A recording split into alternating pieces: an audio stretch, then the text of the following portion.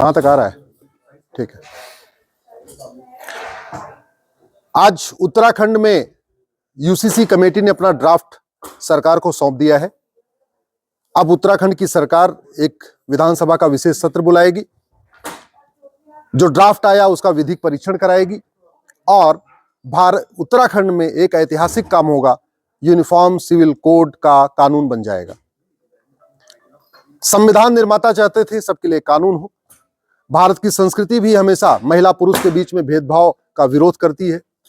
हमारे देश में तो नारी तु नारायणी की संकल्पना है, यत नारस्तु पूज्यते रमन्ते तत्र देवता।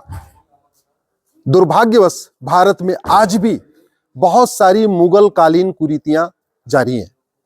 जो भारत में कुरीतियां आई उनके खिलाफ कानून बना, छुआछूत की कुरीति आई उसके खिलाफ कानून बना, सती प्रथा कुरीति आई कानून बना। लेकिन जो मुगल कालीन कुरीतियां आई, तलाके बिद्दत, तलाके हसन, तलाके एहसन, तलाके बाइन, तलाके किनाया, उनके खिलाफ कानून नहीं बना। जब उत्तराखंड सिविल कोड बन जाएगा तो उत्तराखंड में इन कुरीतियों के लिए कोई स्थान नहीं होगा। इन कुरीतियों को अपराध घोषित कर दिया जाएगा। मुगल काल में और भी कुरीतियां आई, निकाह हलाला, निकाह मुताह, निकाह मिस्यार, तहर्रुस, इन कुरीतियों के खिलाफ भी कानून नहीं बना। जब उत्तराखंड सिविल कोड आएगा ये कुरीतियां भी खत्म हो जाएंगी। उत्तराखंड सिविल कोड आएगा तो उत्तराखंड में सभी बेटियों की शादी की जो उम्र है ना, एक समान हो जाएगी। अभी जो कुछ लोगों की शादी की उम्र 9 साल है वो खत्म हो जाएगी, सबकी शादी की उम्र 18 साल हो जाएगी, सभी बेटियों की। उत्तराखंड सिविल कोड लागू होने के बाद उत्तराखंड में शादी का रजिस्ट्रेशन सबके लिए कंपलसरी हो जाएगा। अगर लिव इन में रह रहे हैं तो भी शादी का रजिस्ट्रेशन कंपलसरी हो जाएगा। उत्तराखंड सिविल कोड लागू होने के बाद मेंटेनेंस यानी गुजारा भत्ता ये सबके लिए अनिवार्य हो जाएगा, सबको देना पड़ेगा। ग्राउंड्स ऑफ डिवोर्स कॉमन हो जाएगा। अगर कोड होने पे डिवोर्स होगा या नपुंसकता के आधार पे डिवोर्स होगा या बाजपन के आधार पे डिवोर्स होगा, तो जो भी ग्राउंड होगा वो सबके लिए एक होगा, अलग अलग नहीं चलेगा। प्रोसीजर ऑफ डिवोर्स भी कॉमन हो जाएगा। ये जो अब 3 तलाक तो भले खत्म हो गया, लेकिन तलाके हसन, तलाके एहसन, तलाके बाइन, तलाके किनाया चल रहा है, ये खत्म हो जाएगा। सबका जो डिवोर्स होगा वो थ्रू कोर्ट होगा। कूलिंग पीरियड सबके लिए एक समान हो जाएगा। अभी हिंदू, जैन, बौद्ध, सिख के लिए जो कूलिंग पीरियड 6 महीने का है, लेकिन क्रिश्चियन में कूलिंग पीरियड 2 साल का है, वो सबके लिए एक समान हो जाएगा। बच्चा गोद लेने का अधिकार सबको एक समान हो जाएगा। अभी हिंदू, जैन, बौद्ध, सिख में अगर मायदे में शादी हो गई, बच्चा नहीं हुआ तो गोद ले सकते हैं, लेकिन हमारी मुस्लिम बेटियों को बच्चा गोद लेने का अधिकार नहीं है। कई बार ऐसा होता है बच्चे नहीं होते, इसके चक्कर में 2 शादी कर लेते हैं, 3 शादी कर लेते हैं। अब मान लो कमी अगर हस्बैंड के अंदर है तो 2 शादी करो चाहे 3 शादी करो, बच्चा तो पैदा नहीं होगा। कई बार ऐसा भी देखा गया कि प्रॉपर्टी का, चूंकि बेटे और बेटी में भेदभाव में अंतर है प्रॉपर्टी राइट में, अपने दामाद को प्रॉपर्टी नहीं दे सकते, प्रॉपर्टी पूरी अपने बेटे को दे सकते हैं।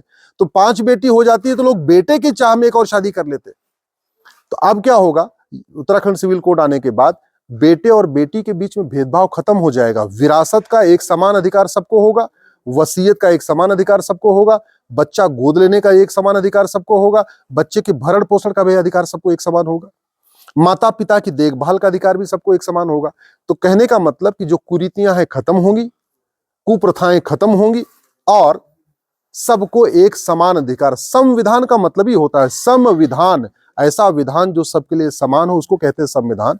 दुर्भाग्यवश अभी भी भारत में भी और उत्तराखंड में भी हिंदू का अलग विधान चल रहा है, मुस्लिम का अलग विधान चल रहा है, पारसी का अलग विधान चल रहा है, ईसाई का अलग विधान चल रहा है। तो यूसीसी आने से सबका एक विधान हो जाएगा। किसी के धार्मिक मामलों में कोई इंटरफेरेंस नहीं होगा। गुरुद्वारा जो लोग जैसे जाते हैं, जैसे वहां शादी करते हैं वो वैसे ही करते रहेंगे। मंदिर में आरती वैसी ही होगी, मंदिर में लोग जैसे जाके अपना 7 फेरे करते हैं या घर में करते हैं वो एज इट इज करेंगे। नमाज एज इट इज होगी, अजान एज इट इज होगी, चर्च में प्रेयर एज इट इज होगी, उसमें कोई इंटरफेरेंस नहीं होगा। लेकिन जो कुरीतियों को लोगों ने अपना पर्सनल लॉ समझ रखा है वो कुरीतियां खत्म होंगी। कुरीतियों के खिलाफ एक कानूनी प्रक्रिया होगी, कुरीतियों के खिलाफ बाकायदा दंड मिलेगा। और सरकार का काम भी यही है, सरकार का काम भी है धर्म की जय हो, अधर्म का नाश हो, प्राणियों में सद्भावना और विश्व का कल्याण हो। सरकार का काम है भारत के संविधान को लागू करना। संविधान निर्माताओं ने जो सपना देखा था, 23 नवंबर 1948 को यूनिफॉर्म सिविल कोड हमारे संविधान का हिस्सा बन गया।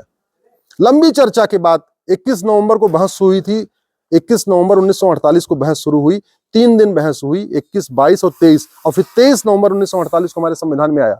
लेकिन अन्य राज्य इसको लागू नहीं कर पाए। उत्तराखंड की सरकार इसको लागू कर रही है, इसके लिए हम सब धन्यवाद देते हैं। उत्तराखंड के मुख्यमंत्री को विशेष रूप से धन्यवाद कि उन्होंने इतना साहस दिखाया, और आशा करता हूं कि जो उत्तराखंड का ये यूसीसी है, ये अन्य राज्यों के लिए एक मॉडल का काम करेगा। जब कई राज्य इसको अपना लेंगे तो कल को फिर केंद्र सरकार भी इसको इंप्लीमेंट कर देगा। तो मुझे लगता है बहुत जल्दी ही पूरे देश में जितने भेदभाव करने वाले कानून खत्म हो जाएंगे। खासतौर पे अंग्रेजों ने जो कानून बनाया भेदभाव करने वाला, 1872 में उन्होंने क्रिश्चियन मैरिज एक्ट बनाया, 1936 में पारसी मैरिज एक्ट बनाया, 1937 में उन्होंने शरीयत एक्ट बनाया। ये सारे भेदभाव करने वाले कानून खत्म होंगे, भेदभाव करने वाली कुरीतियां खत्म होंगी, भेदभाव करने वाली कुप्रथाएं खत्म होंगी, और हमारी सभी बेटियों को इक्वल राइट होगा। कहते नहीं, जब बेटियां पढ़ती हैं तो समाज आगे बढ़ता है। अब जब शादी की उम्र 9 साल है तो बेटी पढ़ेगी कैसे?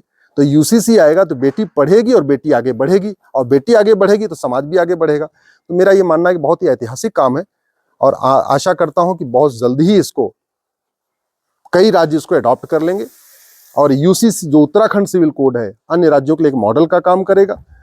जहां तक कुछ लोग कह रहे हैं कि हमारे धार्मिक मामलों में इसमें इंटरफेयर हो सकता है, तो याद कर रखिए, भारत बाइबल या कुरान से नहीं चलता, भारत संविधान से चलता है। भारत में आर्टिकल 25 धर्म का अधिकार तो है, धार्मिक स्वतंत्रता है, अधर्म की स्वतंत्रता नहीं है। भारत का संविधान का आर्टिकल 25 रीतियों का अधिकार देता है, कुरीतियों का अधिकार नहीं देता, प्रथा का अधिकार देता है, कुप्रथा का अधिकार नहीं देता। बेटे और बेटी में भेदभाव करना, माता और पिता में भेदभाव करना, पति और पत्नी में भेदभाव करना, ये अधर्म है, कुरीति है, कुप्रथा है। न भारत का संविधान इसकी इजाजत देता है, न भारत की संस्कृति इसकी इजाजत देती है।